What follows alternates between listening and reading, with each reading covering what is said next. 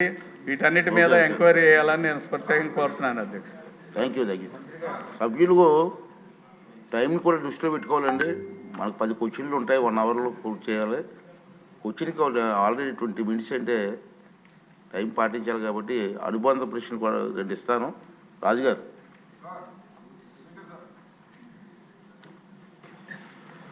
శాసనసభాపతి గారికి ధన్యవాదాలు, నాకు సప్లిమెంటరీ అవకాశం ఇచ్చినందుకు. ఈ మంత్రివర్యులు ఇంకెంతంత ధనం అవసరమో వివరంగా చెప్పడం జరిగింది. నేను దాని గురించి ప్రస్తావించకుండా నేను ఒక క్వశ్చన్ ఏంటంటే, క్రీడలు అనేది చాలా అవసరం విద్యార్థులకి.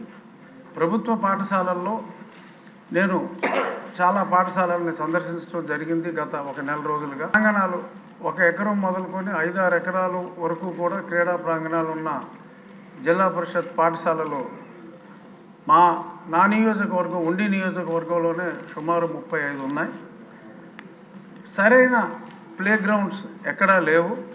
సో కాబట్టి ఆ ప్లే గ్రౌండ్స్ క్రియేట్ చేసి పిల్లల్లో ఒక క్రీడా స్ఫూర్తి, అంతసేపు పరీక్షలు మార్కులు రాకపోతే ఆత్మహత్యలు ఇటువంటివి కాకుండా ప్రతిరోజు ఫిజికల్ డైరెక్టర్స్ ఉన్నారు, వాళ్ళకి పని లేదు. సో ఫిజికల్ డైరెక్టర్స్ కూడా పని ఉండేలాగా క్రీడల్ని ప్రోత్సహించే మార్గం గౌరవనీయులైన మంత్రివర్యులు ఆలోచించే విధానం ఏమైనా ఉందా? ఈ విషయంలో నేను నా నియోజకవర్గంలో జన్మభూమి చంద్రబాబు నాయుడు గారి జన్మభూమి స్ఫూర్తితో కొన్ని కార్యక్రమాలు చేపట్టడం జరిగింది. ప్రజలే ఆ ప్రాంగణాన్ని మంచి పర్యావరణం ప్రేమికులందరూ చక్కని మొక్కలు కాదు చెట్లే తీసుకొచ్చి కడియం నుంచి నాటి అన్ని కోర్ట్స్, ఆడపిల్లలకి ఖోఖో కానీ టెన్నికాయిట్ కానీ, మగవాళ్ళకి వాలీబాల్, షటిల్, ఇటువంటి ప్రాంగణాలని ప్రజలే క్రియేట్ చేసుకుంటున్నారు. అంటే ఇంకా చాలా వేల కోట్లు కావాలన్నారు కాబట్టి అన్ని వేల కోట్లు అవసరం ఉండదు. ఆ మధ్య పవన్ కళ్యాణ్ గారు ఆయనతో టీ తాగితే కూడా ఒక ఫండ్ రైజింగ్ పెట్టారు. అలాగే లోకేష్ గారితో అరకు కాఫీ తాగడానికి కూడా చాలామంది ముందుకు వస్తారు. సో ఆయన అలాంటి కార్యక్రమం ఏదైనా పెట్టే ఉద్దేశం ఉందా అని క్వశ్చన్ రూపంలో అడుగుతూ, ఆయన స్ఫూర్తితో చాలామంది ఈ స్కూల్స్లో ఈ క్రీడల డెవలప్మెంట్కి అంత తొందరగా బెల్లకొట్టేయచ్చు సార్ అని అంత సమయం తీసుకోవాలి. అనుబంధ ప్రశ్న లేదు, అనుబంధం జస్ట్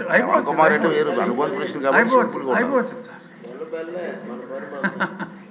సో ఇటువంటి ఆలోచన చేస్తే లోకేష్ గారి స్ఫూర్తితో అన్ని ఊర్లలోనూ ఎటువంటి ధనం అవసరం లేకుండా వాళ్ళే చేసుకుంటారు. ఆ క్రీడా స్ఫూర్తి అనేది చాలా అవసరం కాబట్టి గౌరవనీయులైన మంత్రివర్యుల్ని ఆ దిశగా ఆలోచించమని కోరుకుంటూ మరొకసారి సమయం ఇచ్చినందుకు ధన్యవాదాలు. నరేంద్ర గారు.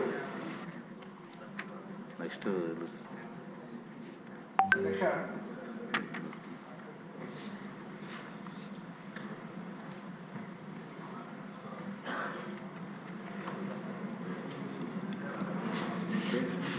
అధ్యక్ష, గౌరవ మంత్రి గారి సమాధానం ఒకసారి చూస్తే అధ్యక్ష, గత ప్రభుత్వంలో ఫేజ్ 1 కానివ్వండి, ఫేజ్ 2 కానీ దాదాపు 9,000 కోట్ల రూపాయల దాకా ఫేజ్ 1, ఫేజ్ 2 కింద ఖర్చు పెట్టడం జరిగింది అధ్యక్ష.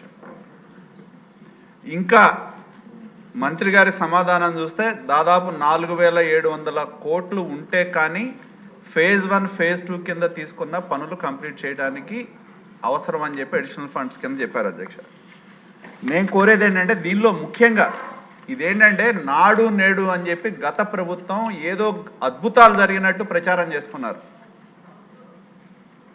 కానీ నాడు నేడు పేరు మీద